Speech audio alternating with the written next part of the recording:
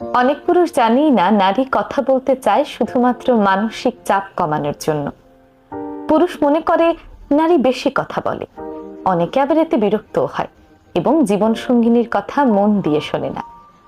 আবার অনেক পুরুষ মনে করে নারীরা কোনো সমস্যার কথা বলছে মানে তার সমাধান দিতে হবে, এটাই হয়তো সহানুভূতি প্রকাশের সেরা উপায়। কিন্তু না, নারী সমস্যার কথা বলছে মানেই তার সমাধান দিতে হবে এমন নয়। নারী অনেক সময় সমস্যার কথা বলে শুধুমাত্র অনুভূতিগুলো ভাগাভাগি করে নেয়ার জন্য, সমাধানের জন্য নয়। সমাধান দিতে গেলে বরং হিতে বিপরীত হয়। এভাবেই ভুল বোঝাবুঝির কারণে সম্পর্কে টানাপোড়েন সৃষ্টি হয়। পুরুষ মনে করে নারী অযথাই অভিযোগ করছে, আর নারী মনে করে পুরুষ তার অনুভূতিকে কোনো গুরুত্বই দিচ্ছে না।